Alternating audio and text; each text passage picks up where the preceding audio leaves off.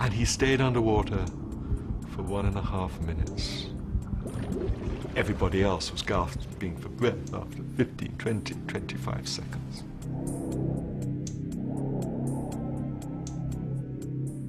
So they had the rehearsal, and they were going to do it for real. And everybody joined in. All right, let's do it. And take a breath and go down, and they would say to themselves, wow, he just did it as long as I did it, and longer. And now suddenly he just took a quick gulp of air, and then he went back inside.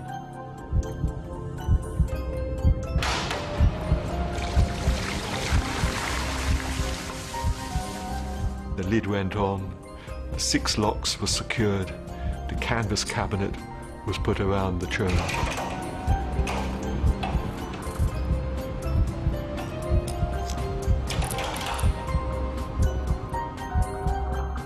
All the while, there he was in the milk churn. They were blasting out through the auditorium, asleep in the deep. It became a very visceral experience for everybody sitting there watching. And there they sat. I mean, just watching a curtain. Can you imagine? Sitting there watching a curtain while the music played, getting more and more and more terrified that the chap was actually going to die. And of course, you could hear the gasps of relief in the auditorium as people ran out of air. And the clock ticked away 1 minute, 2 minutes. Where was Houdini? And of course, they'd all let out that breath and realized, wow, I would now be drowning. 3 minutes, 3 minutes, 1 second, and he came through the curtain, a bedraggled wreck of a man, exhausted, having gone through the superhuman endurance test. What had happened was he'd got out immediately and he'd sat behind the curtain, you know, waiting while the time passed and the people sweated. We do hear the story that behind the screen, that he would be actually reading a newspaper and they'd tell him, don't make too much noise turning the pages of the newspaper. I can't quite imagine Harry Houdini reading a newspaper while sitting on top of the milk can.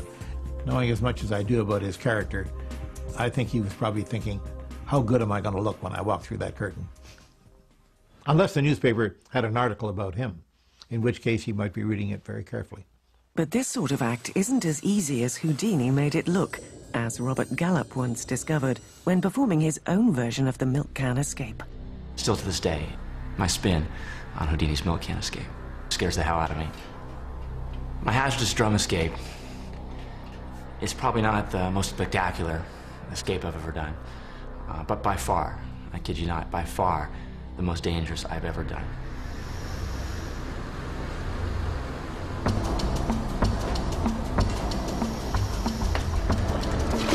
Stop. The only time I've ever freaked out was inside of these steel drums. I started doing the escape sequence, and I know what I have to do in what order, and all of a sudden, for some stupid reason, I went out of sequence.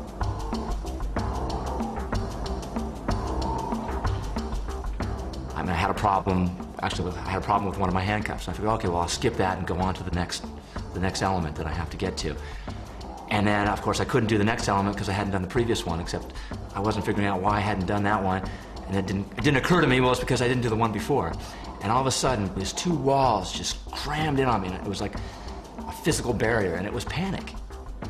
I only got 1 breath in my mouth, and I'm thinking I'm like out of air, and I am like minutes away, probably by that 1.5 minutes away from actually getting air. And I'm like freaking. And I just had to compose myself, bring it in, and say, okay, I know I can get out of here. And I calm myself down just enough where I can get through the sequence. And I was able to get out.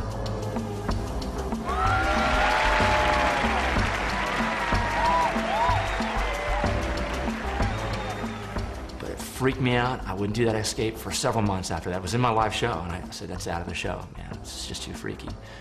And finally, I got back into it, and I've done it several times since. But still, to this day, it is the scariest thing I've ever done. Houdini's escapes were usually meticulously planned, but on one occasion, he too had a very close shave with death. He nearly did come unstuck once when he had himself buried alive in earth. Literally underground, 6 feet underground, with no protection.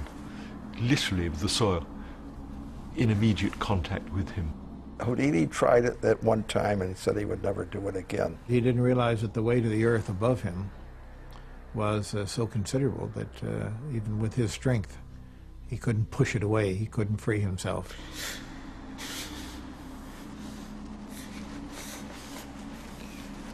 He got earth in his mouth. He wasn't able to scream out.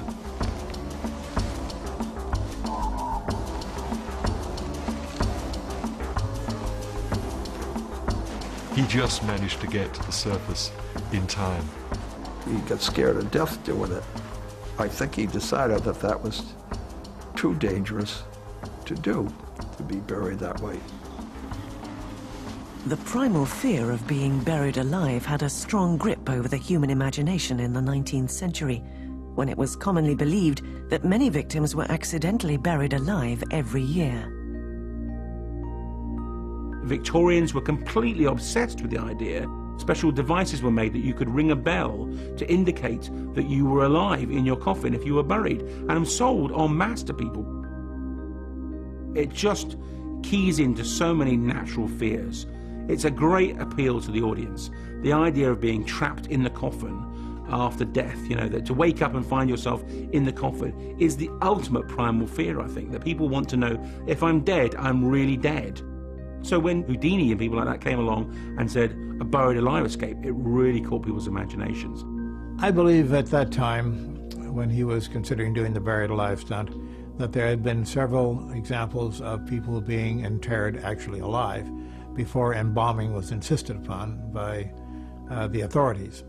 And I'm sure that that was part of the impetus for him doing a stunt like this. The truth is, it's a really, really dangerous trick. As Alan Allen discovered when he attempted his own premature burial in 1949, this is one escape that's all too easy to underestimate. And attempt an escape from the one thing Houdini said made escape impossible, the grave. No box, my hands were tied.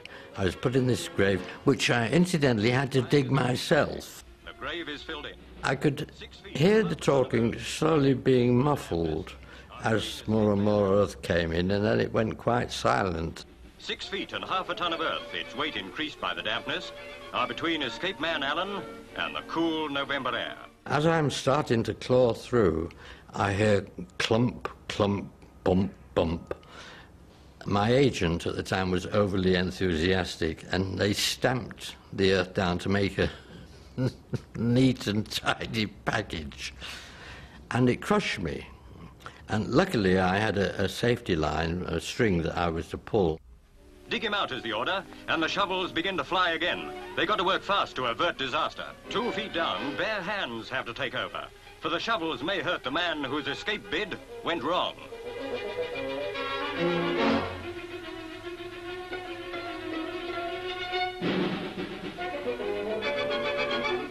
"38 minutes after setting out on what he promised would be the world's greatest escape, Alan Allen is free, alive and sound. But only just." Things go wrong. Things go wrong all the time. There's almost that sort of sense of, to make it more exciting for the audience, you have to endanger your life more and more. And you get to the point where you go, what's the balance here? What's the balance between risking your life for entertainment's sake and making people have a good show? There was a gentleman who, not too many years ago, wanted to get a reputation like Houdini, and he did the buried alive effect. This fellow did it with wet cement.